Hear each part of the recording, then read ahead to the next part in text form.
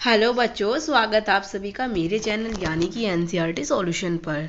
तो हम कर रहे थे क्लास 7th की एनसीईआरटी और उसमें हम इंग्लिश की समरी कर चुके हैं। उसके अलावा हम कर रहे थे साथ में साइंस के एनसीईआरटी, और साइंस के एनसीईआरटी चैप्टर 5 तक हम कर चुके हैं। आज हम करने वाले चैप्टर नंबर 6 भौतिक एवं रासायनिक परिवर्तन। तो इस चैप्टर में हम जानेंगे कि भौतिक परिवर्तन क्या होते हैं और रासायनिक परिवर्तन क्या होते हैं। तो देखिए, हम अपने दैनिक जीवन में कोई ना कोई परिवर्तन तो हम देखते ही रहते हैं, जैसे कि दूध से दही जमना, और जैसे दूध का खट्टा होना, और जैसे कि पानी में शक्कर या फिर चीनी का शक्कर चीनी या फिर नमक का घुलना। तो ये सारे क्या है, कोई ना कोई परिवर्तन ही है। तो यहाँ पे हम देख रहे हैं क्रियाकलाप। यहाँ पे कागज को 4 हिस्सों में डिवाइड किया गया है। जैसे काटने पर एक हिस्से के 4 हिस्से दोबारा से किए गए। तो अब यहाँ पे क्या ही कागज को फिर से पहले जैसा बनाया जा सकता है या नहीं बनाया जा सकता। तो क्या कुछ यहाँ पे इस कागज़ की जो कटिंग करने से कोई नया पदार्थ बना है? नहीं बना। देखो, यहाँ पे कागज़ को काटा गया है, लेकिन कागज़ को काटने से इसका मीन्स यहाँ पे कोई नया पदार्थ नहीं बना है। कागज़ की जो प्रॉपर्टी है वो सेम ही रही है यहाँ पे। तो क्या ये एक भौतिक परिवर्तन है? सिर्फ इसका जो आकार है उसी में इसके साथ छेड़छाड़ की गई है।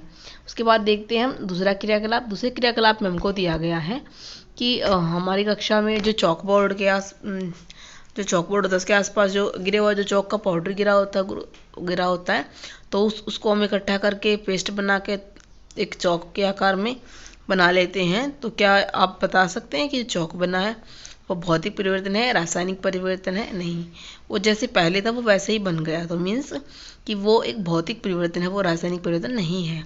तो एक और क्रियाकलाप यहाँ पे दिया गया, देखिए आप, या कांच या प्लास्टिक की कटोरी ली है और उसमें लिए बर्फ़, और बर्फ़ को किया गया मेल्ट, यहाँ पे पिघलाया गया धूप में। उसके बाद उस पानी को दोबारा से फ्रिज में रख के दोबारा से उसको बर्फ़ जमाया गया है, उसको बर्फ़ बनाई गई है। तो क्या फिर ये वैसी उसी अवस्था में आ गया हमारा? मीन्स सिर्फ इसकी अवस्था चेंज हुई थी। ठोस से द्रव हुआ था, द्रव से अगेन ठोस हो गया। तो क्या रहा? ये वही पानी रहा, कोई नया पदार्थ यहाँ पे नहीं बना। तो बात करते हैं परिवर्तन हमारा, ये जो परिवर्तन होता है कितने तरह का होता है। यहाँ पे परिवर्तन हमारा 2 तरह का होता है। कितने तरह का? 2 तरह के परिवर्तन हो जाएंगे। एक तो हमारा जो परिवर्तन होता है वो होता है भौतिक परिवर्तन, दूसरा हमारा हो जाएगा रासायनिक परिवर्तन। तो परिवर्तन हमारे 2 तरीके से हो सकते हैं, एक तो भौतिक परिवर्तन, एक होता है हमारा रासायनिक परिवर्तन। चलो अब हम बात कर लेते हैं कि भौतिक परिवर्तन क्या होता है। अब हमने देखा था कागज़ वाले में, जो कागज़ था उसको सिर्फ काटा गया था, उसके रंग रूप आकार में चेंज हुआ था। और जैसे बर्फ़ वाले में हमने देखा था सिर्फ उसकी अवस्था चेंज हुई थी। तो यहाँ पे हम कहेंगे कि भौतिक परिवर्तन कौन से होते हैं? जिससे पदार्थ के आकार, आमाप, रंग और अवस्था जैसे गुण उसके भौतिक गुण कहलाते हैं। अब देखो, भौतिक गुण क्या क्या हो जाएंगे? आकार हो गया, हम इसकी साइज छोटा बड़ा हो सकता है, आमाप भी साइज होता है, और रंग और अवस्था उसके भौतिक गुण है। तो मतलब इन सब चीज़ों में ही चेंज होगा, तो वो सब क्या होंगे? भौतिक परिवर्तन। अब डेफिनेशन देखिए, वह परिवर्तन जिसमें किसी पदार्थ के भौतिक गुणों में परिवर्तन हो जाता है, सिर्फ उसके भौतिक गुणों में परिवर्तन होगा, ठीक है, उससे कोई नया पदार्थ नहीं बनेगा, तो उसे हम कहेंगे भौतिक परिवर्तन। तो यहाँ पे देखिए, ऐसे परिवर्तन में कोई नया पदार्थ नहीं बनता है, जैसे कि आप जानते हैं कि यहाँ पे कोई भी नया पदार्थ नहीं बनेगा, तो उन्हें क्या कहेंगे हम? उन्हें कहेंगे हम भौतिक परिवर्तन। अब देखिए नेक्स्ट की बात करते हैं। नेक्स्ट, रासायनिक परिवर्तन। रासायनिक परिवर्तन में आप देखिए कि लोहा है, आपको दिख रहा है सामने लोहा पड़ा हुआ है। तो लोहे में जंग लगना किस तरह का परिवर्तन है? तो लोहे में जंग लगना क्या है? एक हमारा रासायनिक परिवर्तन है, केमिकल चेंज। अब लोहा देखिए यहाँ पे कैसा हो गया। अगर लोहे को हम कुछ टाइम के लिए खुले में छोड़ दें, मीन्स कि खुले में छोड़ देंगे, तो क्या होगा? वहाँ पे नमी है, ऑक्सीजन है, उसके प्रेजेंस में जो लोहा है उस पर देखो लाल भूरे रंग की परत लग चढ़ जाती है। तो ऐसे परिवर्तन को हम क्या कहेंगे? रासायनिक परिवर्तन। देखो, जो अब ये जंग लगी है, इससे हम वापस एकदम से प्योर लोहा नहीं बना सकते। मीन्स ये जंग से हम लोहा नहीं बना सकते अगर एक बार जंग लग गई तो ऐसे परिवर्तन को हम कहेंगे रासायनिक परिवर्तन। रासायनिक परिवर्तन मतलब कि उसको हम दोबारा से वही पदार्थ नहीं बना सकते। और जो ये हमारा आयरन ऑक्साइड है, इसको हम दोबारा से लोहा नहीं बना सकते, और ये आयरन ऑक्साइड एक नया पदार्थ है। तो लोहे में जंग लगना एक ऐसा परिवर्तन है जिससे हम भली भांति परिचित है, और यह पदार्थ जंग लगना कहलाता है। अगर हम लोहे को कुछ टाइम के लिए खुले में छोड़ दें तो इस पर एक भूरे रंग की परत चढ़ जाती है, इसे हम क्या कहेंगे? जिसे हम कहते हैं जंग लगना, ठीक है। यह प्रक्रम कहलाता है जंग लगना, ठीक है फ्रेंड्स। तो देखते हैं नेक्स्ट आगे देखते हैं। अब यहाँ पे एक तो ये हो गया, जो एक वस्तु वो जंग लग गया यहाँ पे। उसके अलावा कोई भी लोहे की चीज़ उस पर भी जंग लग जाता है, ठीक है। अब यहाँ पे एक एग्जांपल और दिया गया है। मैग्नीशियम की एक पतली सी पट्टी ली है, उसको जलाया गया है। तो जलाने के बाद क्या होगा, तो ये जो श्वेत लोह है उसके रूप में जल रहा है। तो यहाँ पे इसको जलने के बाद यहाँ पे मिलते हैं ऐश। ऐश मीन्स की हमें राख मिलती है, मीन्स कि हमें मैग्नीशियम ऑक्साइड मिल जाता है। मैग्नीशियम ने रिएक्ट किया, मैग्नीशियम ने रिएक्ट किया किसकी प्रेजेंस में किया, ऑक्सीजन की प्रेजेंस में रिएक्ट किया, मीन्स की बर्न हुआ वो, उसने क्या बनाया, मैग्नीशियम ऑक्साइड। बच्चों आप यहाँ पे एक बात ध्यान रख सकते हैं, कोई भी चीज़, कोई भी धातु गैस हो, कुछ भी हो, अगर वो ऑक्सीजन से रिएक्ट करेगी तो क्या बनाएगी, हमेशा ऑक्साइड बनाएगी। जैसे कि मैग्नीशियम ने रिएक्ट किया ऑक्सीजन के साथ तो क्या बना दिया, मैग्नीशियम ऑक्साइड। तो आप क्या लिखेंगे, क्या बन गई, मैग्नीशियम ऑक्साइड। ठीक है, यहाँ पे देखिए नीचे, अब देखिए आप यहाँ पे मैग्नीशियम ऑक्साइड जो बना है वो हमें पता करना है कि बेस है या फिर एसिड है, मीन्स कि वो अम्ल है, क्षारक है। तो हमने उसको एकत्रित किया, तो एकत्रित करने के बाद हम उसको पानी में मिला के देखा, तो हमें पानी में मिलाने के बाद पता चला कि ये रेड लिटमस को ब्लू कर देता है, मीन्स कि लाल लिटमस को कैसा कर देगा, ब्लू कर देगा। कि मीन्स कि क्या ये क्षारक है। क्षारक क्या होते हैं, क्षारक होते हैं जो रेड लिटमस को ब्लू कर देते हैं, और अम्ल क्या होते हैं, अम्ल होते हैं जो ब्लू को रेड कर देंगे। मैंने क्या कहा था, अ न ल मीन्स कि जो अम्ल होते क्या करेंगे, न से नीले को ल से मतलब लाल कर देंगे, अनल। मैंने बताया था सॉरी देखिए यहाँ पे मैंने बताया था, आप ऐसे याद कीजिए, न ल अनल। से क्या हो जाएंगे, हमारे अमल हो जाएंगे, से हो जाएंगे अमल, और अमल किसको कर देंगे, नीले को कैसा कर देंगे, अमल नीले को कर देंगे लाल।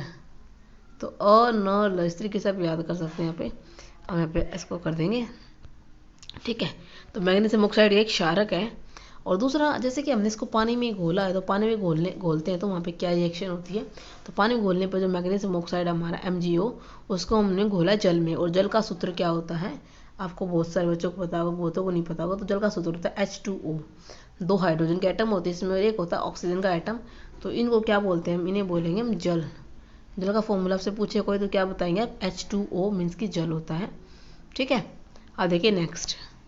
और यहाँ पे देखिए जो मैग्नीशियम हाइड्रोक्साइड बना है वो क्या है, क्षारक है। मैग्नीशियम भी हाइड्रोक्साइड है, क्या है, क्षारक है।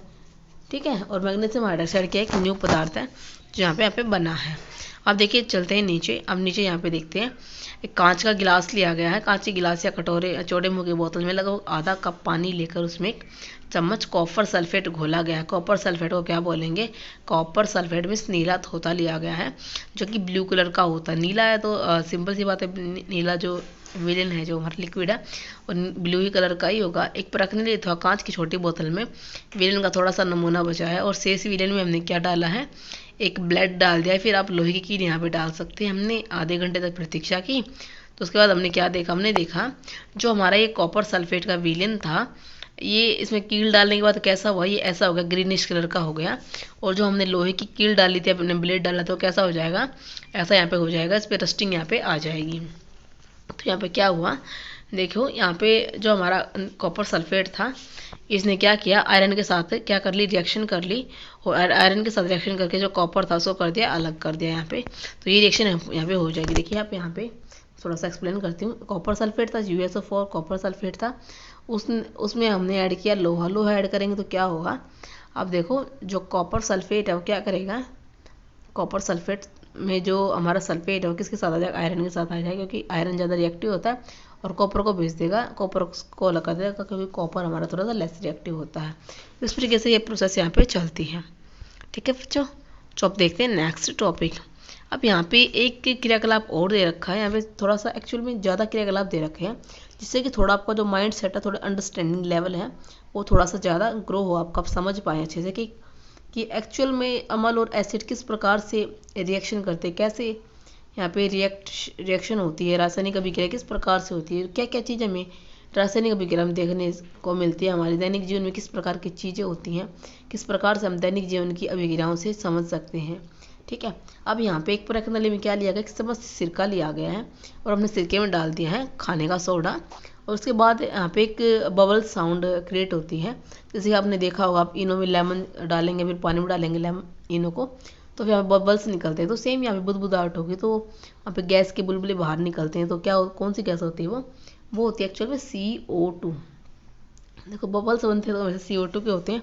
जैसे कि केक में हमारे बबल्स होते हैं, और जैसे कि हमारे जो भी स्पंजी चीज़ें होती हैं, जितने बबल्स वहाँ पे दिखेंगे वो किसके होते हैं, वो CO2 के एक्चुअल में वहाँ पे होते हैं। जैसे ढोकले में है तो भी CO2 के बबल्स होते हैं वहाँ पे, तो वहाँ पे CO2 गैस रिलीज़ होती है, ठीक है। और जैसे कि ब्रेड हो गया, तो इस तरह की चीज़ें हैं जो स्पंजी होती हैं, तो उनमें जो बबल्स होते हैं एक्चुअली वो CO2 के कारण होते हैं। जो उसमें मीठा सोडा डाला जाता है, खाने का सोडा, उससे क्या होती है, वो रिएक्ट करके CO2 है वो बाहर निकलती है वहाँ से, और जो हमारा जो भी खाना है वो अच्छे से पक जाता है CO2 उसके अंदर जाने से, उसके अंदर कच्चापन नहीं रहता।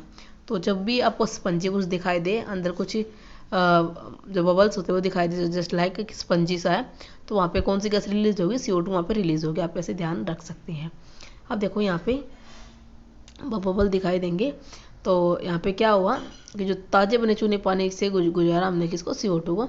तो क्या होता है, जो पानी आपको पता होगा, जब भी हम दूध या पानी का जो चूने का पानी होता है, वहाँ से जब हम किसको निकालते, CO2 को निकालते, तो कैसे हो जाता है, वो दूध या हो जाता है। तो यहाँ पे आप देखिए क्या रिएक्शन यहाँ पे होती है। अभी देखिए सिरका लिया गया है, सिरका है और उसमें हम डाला खाने का सोडा, तो हमारा क्या बना, कार्बन डाइऑक्साइड, CO2 बना, और यहाँ पे अन्य पदार्थ हमारे यहाँ पे बन गया है, ठीक है। अब देखिए नीचे चलते हैं, यहाँ पे और क्या टॉपिक बचा हुआ हमारा। मैंने आपको बता दिया था कि कार्बन डाइऑक्साइड और चूने के पानी के बीच क्या विक्रिया होती है। कार्बन डाइऑक्साइड और चूने के पानी के बीच आप देखिए यहाँ पे, एक तो कार्बन डाइऑक्साइड है CO2, इसको हमने डाला चूने के पानी से गुजारा, तो हमारा बन जाएगा कैल्शियम कार्बोनेट, और हमारा बन जाएगा जल साथ में, ठीक है। अब आप आगे देखिए आप, तो ये क्वेश्चन भी कई बार रिपीट होता है कि जब भी हम चूने के पानी में से CO2 को निकालते हैं तो मतलब क्या होता है वहाँ पे। तो चूने के पानी के साथ क्या होता है, जब भी हम CO2 को निकालते हैं, जब भी हम CO2 गैस को निकालेंगे, कहाँ से निकालेंगे, मतलब ऐड करेंगे, या फिर आप बोल सकते हो चूने के पानी के अंदर से गुजारेंगे हम CO2 को, कार्बन डाइऑक्साइड को, तो चूने का पानी वो क्या हो जाता है, चूने का पानी है, चूने का पानी हमेशा दूध या हो जाएगा, कैसा हो जाएगा, दूध या हो जाएगा। तो ये क्वेश्चन भी बहुत बार पूछा जाता है वन लाइनर में, MCQ में, तो बार बार पूछा जाता है क्वेश्चन, ठीक है। अब देखिए आगे यहाँ पे नेक्स्ट देखिए किस प्रकार से नेक्स्ट टॉपिक यहाँ पे क्या दिया हुआ है। नेक्स्ट टॉपिक यहाँ पे ये दिया हुआ है कि हमें कैसे पता चलेगा कि रासायनिक घटना, रासायनिक जो परिवर्तन वो हुआ है, क्या क्या चीज़ हमें देखने को मिलेगी। तो यहाँ पे देखिए, एक तो वहाँ पे ऊष्मा या फिर प्रकाश या किसी अन्य प्रकार की विकिरण वहाँ से निकलेगी, निर्मुक्त होता निकलना। दूसरा वहाँ पे कोई ना कोई ध्वनि होगी, कोई ना कोई आवाज़ वहाँ पे होगी। तीसरा उसकी गंध है, किसी भी चीज़ की हमें परिवर्तन हो जाएगा, जैसे कि दूध का खट्टा होना है, तो वहाँ पे क्या होगा, जो दूध की स्मेल पहले अच्छी थी, बाद में उसकी स्मेल मतलब बदबूदार हो गई, स्मेल हो गई। हमें पता, हम गंध से तो पता लगाते हैं कि हमारा दूध खराब हो गया है। तीसरा रंग में परिवर्तन हो जाता है किसी भी चीज़ का, हमें कैसे पता चलेगा क्या विक्रिया हुई या नहीं हुई, रंग परिवर्तित हो जाएगा और कोई गैस बन जाएगी। जैसे कि कोई भी खाना या कोई भी सब्जी खराब होती है तो वहाँ पे भी गैस बन जाती है CO2, ठीक है। तो ये सारी चीज़ें यहाँ पे होती है, उन सब से हमें पता लगता है कि वहाँ पे रासायनिक अभिक्रिया हुई है, ठीक है। तो यहाँ पे हमने देखा कि रासायनिक परिवर्तन क्या होते हैं, वह परिवर्तन जिसमें एक अथवा एक से अधिक नए पदार्थ बनते हैं, उन्हें क्या कहेंगे, रासायनिक परिवर्तन। जिसमें एक या एक से अधिक नए पदार्थ बनेंगे उन्हें कहेंगे रासायनिक परिवर्तन। और जिसमें रासायनिक परिवर्तन मीन्स कि जहाँ पर कोई भी नया पदार्थ नहीं बनता उन्हें हम क्या कहेंगे, भौतिक परिवर्तन। अब रासायनिक परिवर्तन के कुछ एग्जाम्पल देखते हैं। रासायनिक, जैसे मान लीजिए कि आपके पास आपसे क्वेश्चन में पूछा जाता है कि भौतिक परिवर्तन किसे कहते हैं, रासायनिक परिवर्तन किसे कहते हैं, ठीक है बच्चों। तो आपको लिखना है कि रासायनिक परिवर्तन क्या होते हैं, वह परिवर्तन जिसमें एक अथवा एक से अधिक नए पदार्थ बनते हैं उन्हें क्या कहेंगे, हम रासायनिक परिवर्तन कहेंगे। और रासायनिक परिवर्तन को रासायनिक अभिक्रिया भी कहते हैं। उसके बाद आप क्या लिखेंगे, उसके बाद आप लिखेंगे जैसे कि भोजन का पाचन, फलों का पकना, अंकुराकिरण आदि, ये सभी रासायनिक परिवर्तन के उदाहरण हैं। देखो, जब भी आप किसी भी डेफिनेशन में आप एग्जाम्पल लिखते हैं तो वहाँ पे हमारी डेफिनेशन अगर मान लो 2 नंबर की है आपकी, तो वहाँ पे जो टीचर है आपको वो 2 के 2 पूरे नंबर देगा, मीन्स टीचर का मूड खुश हो जाएगा आपका आंसर देख के। तो इसलिए आप डेफिनेशन के साथ एग्जाम्पल ज़रूर लिखें, जिससे कि टीचर का जो मन एकदम से खुश हो जाए, उसका मूड अच्छा रहे आपके पेपर में, जिससे आपके पेपर में वो कम मार्क्स काटे आपके, ठीक है। तो ऐसा आप कर सकते हैं जिससे कि आपके मार्क्स अच्छे बढ़ के आएँ, ठीक है बच्चों। चलिए चलते हैं आगे। तो यहाँ पे देखिए, मैंने आपको बता दिया था जो पटाखों का विस्फोट है वो भी क्या है, रासायनिक परिवर्तन है। और ऐसे विस्फोट में हमें क्या मिलती है, ऊष्मा, प्रकाश, ध्वनि और रुचिकर गैसें उत्पन्न होती है। मीन्स कि जो लाउड साउंड हमारी प्रोड्यूस होती है पटाखों के जलने से, तो वो साउंड एकदम से अरुचिकर होती है, मीन्स किसी को पसंद नहीं आती वो साउंड, ठीक है। तो सारे रासायनिक परिवर्तन के उदाहरण है, आप ये जो आपका मन करे वहाँ पे लिख सकते हैं, कोयला, लकड़ी, पत्तियों का जलना वगैरह वगैरह। ठीक है, तो यहाँ पे आप कर सकते हैं। अब देखते हैं नेक्स्ट टॉपिक है हमारा लोहे में जंग लगना। लोहे में जंग कैसे लगता है?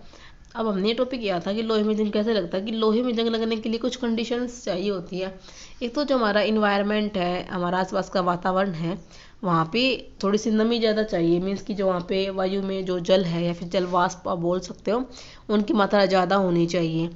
दूसरा ऑक्सीजन की प्रेजेंस होनी चाहिए। अगर दोनों चीज़ें मिल गई तो लोहे में जंग धीरे धीरे करके लग जाना है। ठीक है, अब यहाँ पे देखिए, यह एक ऐसा परिवर्तन है जो लोहे की वस्तुओं को प्रभावित करता है और धीरे धीरे उन्हें नष्ट कर देता है। कौन? लोहे में जंग लगना एक ऐसा परिवर्तन है जो लोहे की वस्तु को प्रभावित करेगा और धीरे धीरे लगता जंग क्या करता है, एकदम से पूरे लोहे को नष्ट कर देता है। तो इस प्रकार से जो लोहा है वो पूरा तरह से खराब हो जाता है, वो काम का नहीं रहता।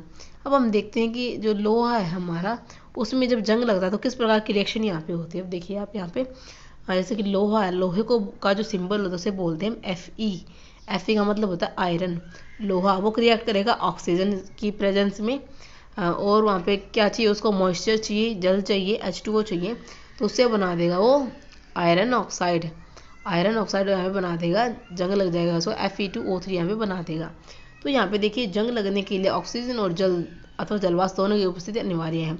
अगर इन्वायरमेंट में मान लो जो ऑक्सीजन जल नहीं होगा, मीन्स कि मॉइस्चर नहीं होगा, नमी नहीं होगी, तो भी लोहे पर जंग नहीं लगेगा। अब देखो, अब कुछ जगह ऐसी होती है जहाँ पे नमी ज़्यादा होती है तो वहाँ पे लोहे पे जंग जल्दी लगेगा। दूसरा, कुछ जगह ऐसी होती है जहाँ पे जो मॉइस्चर है वो देखने का भी नहीं होता, ना के बराबर होता है, तो वहाँ पे लोहे पे जंग कम लगेगा। तो ये डिपेंड करता है कि जगह कैसी, किस जगह पे कौन सी चीज़ रखी हुई है।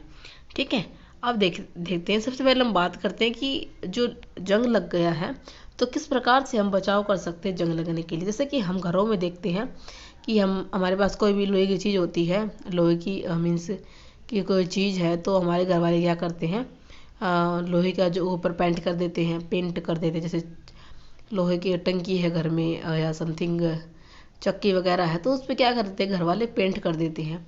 तो पेंट से क्या बेनिफिट होता है, वो लंबे समय तक चलती है और उस पर दूसरा जंग भी नहीं लगता, ना जल्दी वो नष्ट होती है। ठीक है, दूसरा कि उस पर एक ग्रीस भी कर देते हैं, कई लोग ग्रीस भी लगाते हैं उस पर, तो ये भी अच्छा ऑप्शन है। दूसरा क्या होता है कि जो लोहे की परत होती है, जो लोहा है उसके ऊपर किसी और अन्य धातु की परत चढ़ा देते हैं, तो उसे हम कहेंगे यशद लेपन, गैल्वेनाइजेशन उसको बोलते हैं। तो कई बार हम और क्या कर सकते हैं, मिक्स धातु बना देते हैं। जैसे कि हमारा जो स्टील है, जो हम स्टील के बर्तन में खाना खाते हैं, वो क्या है कि वो एक मिक्स धातु है, उसको मीन्स आप बोल सकते हो वो सिंगल धातु नहीं है, वो कई चीज़ों का कम्बिनेशन है। वो धातु तो उससे बना है हमारा स्टील, उसकी मदद से ही वो जो स्टील है उस पर जंग नहीं लगता है। लेकिन कई बार स्टील पे भी जंग लग जाता है, जब उसको हम कि ये लगा लो कि ज़्यादा खटाई की चीज़ों में रख देते हैं, थोड़ा लापरवाह हो जाते हैं, तो वहाँ उस केस में भी कई कबार जंग लग सकता है उस पर। ठीक है, स्टील पे भी। ठीक है बच्चों, तो अब यहाँ पे देखिए नेक्स्ट, अब ये बात कर रहे हैं कि जो पानी का जहाज है, क्या उस पर जंग लगता होगा, नहीं लगता होगा।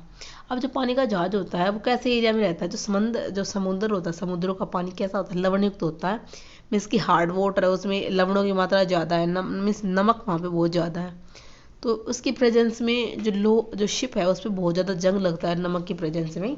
तो आप क्या कर सकते हैं, हम देखते हैं कि इतने बड़े बड़े जहाज है, नष्ट नहीं होते। एक्चुअल में जो पानी में रहते हैं जहाज़ों पे बहुत ज़्यादा फ़र्क पड़ता है, तो हर एक साल में क्या होता है उस पर कुछ ना कुछ उसके पार्ट्स है वो भी रिपेयर किए जाते हैं। ठीक है, अब देखो मैं आपको स्टेनलेस स्टील का बता रही थी, तो यहाँ पे देखिए स्टेनलेस स्टील किससे बन रहा है। स्टेनलेस स्टील में हमें चाहिए कार्बन, क्या चाहिए, कार्बन चाहिए। दूसरा हमें क्या चाहिए, क्रोमियम, चाहिए। और तीसरा चाहिए हमें निकेल चाहिए। और हम चौथा में क्या चाहिए, हमें चाहिए मैग्नीज। देखो यहाँ पे लिखा हुआ है, कार्बन होता है, क्रोमियम होता है, निकेल होता है, मैग्नीज होता है। इन 4 धातुओं से मिलकर बनता है स्टेनलेस स्टील, जिसपे जंग नहीं लगती, बस न के बराबर लगती है। अब वो कभी कभार देखने को मिलेगा कि इस पर रेयर है, जंग लग गई, आप बिल्कुल लापरवाह हो गए, आपने जो भी आपकी चम्मच थी समथिंग को, जो भी आपके बर्तन थे उसको एकदम से ऐसी जगह रख दिया है, ऐसी कंडीशंस के साथ, उस पर खटाई भी लग रही है, नमक भी लग रहा है, समथिंग लाइक दैट। तो वहाँ पे उस केस में उसको थोड़ा बहुत जंग आपको देखने को मिल सकता है कभी कभार, बाकी स्टेनलेस स्टील पे कभी जंग नहीं लगती। अब यहाँ पे बात करते हैं क्रिस्टलीकरण, नेक्स्ट टॉपिक देखते हैं।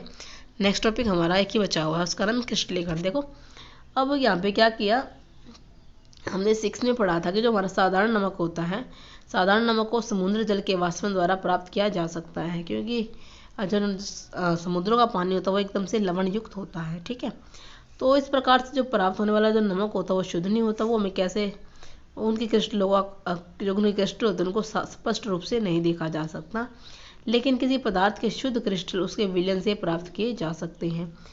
किसी प्रकार पदार्थ के शुद्ध क्रिस्टल उसके विलयन से प्राप्त किए जा सकते हैं। यह प्रक्रिया कहलाएगी हमारी क्रिस्टलीकरण, और वह भौतिक परिवर्तन का एक उदाहरण है। कौन? क्रिस्टलीकरण। अब यहाँ पे देखिए क्या एक प्रैक्टिकल यहाँ पे किया गया है। तो प्रैक्टिकल में क्या किया गया है, देखिए यहाँ पे एक बीकर में कप पानी लिया गया है और वहाँ पे क्या किया, कुछ तनु सल्फ्यूरिक अम्ल डाला है, और वहाँ पे यहाँ पे इन्होंने कुछ पानी को गर्म किया। पानी को गर्म करने के बाद उसमें घोलना शुरू किया है कॉपर सल्फेट का चूर्ण, मिलाते रहे जब तक कि वो ऐसे स्टेज पे नहीं पहुँच गया कि उसमें और जो हमारा कॉपर सल्फेट था वो मिल ही नहीं रहा। तो ऐसे स्टेज में जाकर फिर हम उसको छान के देखते हैं, तो हमें जो फिल्टर पेपर उसके ऊपर से अलग से क्रिस्टल दिखाई देते हैं। किसके? जो यहाँ पे हमारा हमने यूज़ किया था कॉपर सल्फेट के। तो इस प्रकार से कॉपर सल्फेट है। देखो क्रिस्टलीकरण को आप इस प्रकार से समझ सकते हैं, जैसे कि एक मिश्री की डली है बड़ी सारी, उसको छोटे छोटे टुकड़ों में तोड़ दिया गया, तो मिश्री की डली के छोटे छोटे क्या वो हो गए क्रिस्टल। जैसे कि चीनी है, चीनी किसका एग्जाम्पल, चीनी के क्रिस्टल ही तो है, छोटे छोटे पार्ट, उन्हें कहेंगे क्रिस्टल। ठीक है, छोटे छोटे टुकड़े। अब यहाँ पे देखिए कुछ इंपॉर्टेंट आपने क्या सीखा, यहाँ पे कुछ ही चीज़ें इंपॉर्टेंट आपको दी होती है। जैसे कि परिवर्तन 2 प्रकार के होते हैं, जैसे कि भौतिक और रासायनिक यहाँ पे हो जाएंगे। क्या हो जाएंगे? भौतिक और रासायनिक परिवर्तन। भौतिक परिवर्तन में क्या होगा, भौतिक गुणों में परिवर्तन होंगे। ठीक है, रासायनिक में क्या होगा, रासायनिक अभिक्रिया बनेगी, या फिर आप बोल सकते हो कोई नया पदार्थ यहाँ पे बनेगा, और कुछ पदार्थों को क्रिस्टलीकरण के द्वारा उनके विलयनों से शुद्ध अवस्था में प्राप्त किया जा सकता है। तो चारों पार्ट चीज़ें यहाँ पे इंपॉर्टेंट है। तो चैप्टर को पढ़ने के बाद आप अच्छे से एक बार ये भी अच्छे से देख लिया कीजिए आपने क्या सीखा। तो फ्रेंड्स आज के लिए इतना ही। आपको ये लेसन कैसा लगा, आपको समझ आया नहीं समझ आया, आप मुझे कमेंट सेक्शन में कमेंट करके ज़रूर बताइएगा कि आपको आज का चैप्टर कैसा लगा। और जिन बच्चों ने पहले के लेसन नहीं दिए तो मैं उन सब का जो डिस्क्रिप्शन में लिंक दे दूँगी, वहाँ से आप जाके कर सकते हैं। तो फ्रेंड्स मेरे साथ बने रहने के लिए मेरे चैनल को कीजिएगा सब्सक्राइब, और साथ में कर दीजिए वीडियो को लाइक, और कीजिएगा अपने दोस्तों को साथ शेयर। ठीक है फ्रेंड्स, तो आज के लिए इतना ही। Thanks for watching, thank you so much.